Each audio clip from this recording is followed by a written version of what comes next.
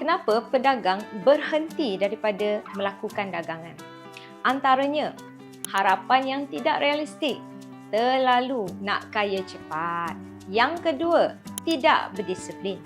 Dan yang seterusnya, yang ketiga, ramai yang kehilangan modal dengan banyak.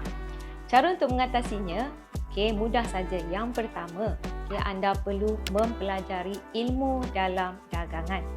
Dan sekarang ni kan dunia di hujung jari, anda boleh gunakan pembelajaran secara online. Kalau nak belajar dengan kita, boleh. Kita ada sesi pembelajaran di Ruang Lanjutan Melayu XM.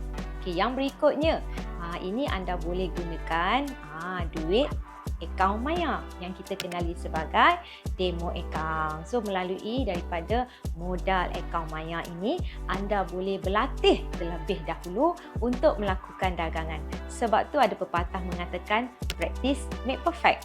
Dan selanjutnya, jangan lupa follow kami di keseluruhan social media hanya di XN.